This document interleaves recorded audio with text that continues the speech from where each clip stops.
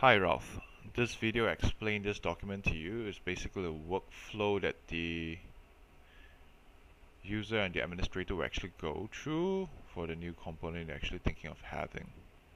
So first and foremost, the administrator will actually log into the Joomla backend, and then he would actually access the subscription component configuration panel where he could actually insert 6 different fields. Thereafter, the administrator will click Save. Once he is done, the panel will actually show up again, but this time with the 6 fields already populated with the figures they inserted. Now, to the front end. Member registers for an account by filling in his name, his email address, his password, and the reconfirm password. Thereafter, he clicks on the register button. System would actually attempt to create an account based on the records above here that is inactive. That means even though the record is actually already created in the system, the user has no way to access the system by logging in because it's flagged as inactive. Next, system would actually check if the number of days left to the free trial cutoff date is more than 0.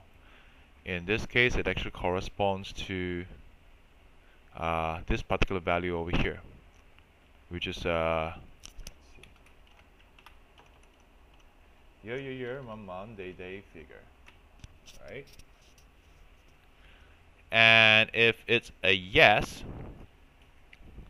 to this, then what happens is that the system would actually direct user to PayPal Payment Pro for payment processing with 0 free trial period left. But if it's a no, then the same thing will occur, but there will be a free trial period with the total number of days left. Free trial period equals to the total number of days left. Upon next, once they actually comes out from this payment channel, right, then the system would check whether the payment was successful or not.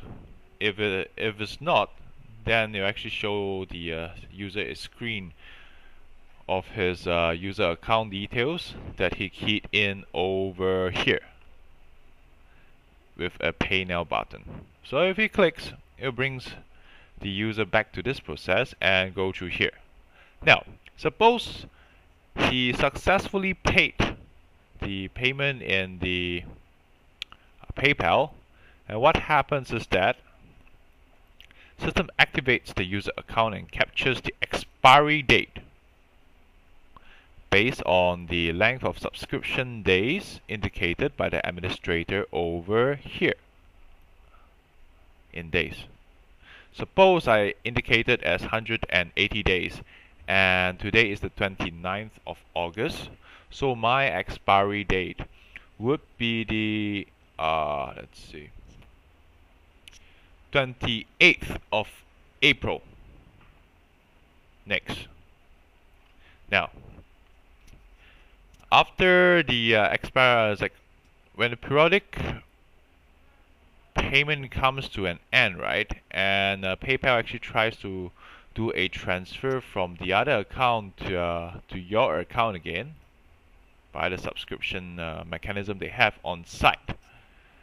And what happens is that PayPal would actually send a notification to our system. And what our system would do is to check if the processing, which happened over here, is successful or not. In the event whereby it's successful, which is yes, then the account expiry date gets extended by the days indicated by the administrator, which corresponds once again to this field. If it is not successful, alright, no, let's just not jump the gun first. Let's go down, and the system will actually generate an invoice and send it to the user. So you need to think about the details within the invoice that you want to have. Also, we are assuming here that the invoice template has been properly hard-coded into the system. Therefore, once you have created this component, there will be no way for you to change it.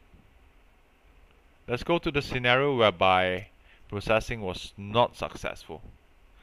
This is something you need to think about, because there's nothing stated so far in your requirements about how you actually want to handle this part of the flow in your system. Yeah. So once you have thought through all these things and probably updated this flow chart, then I'll be able to provide you with a quotation.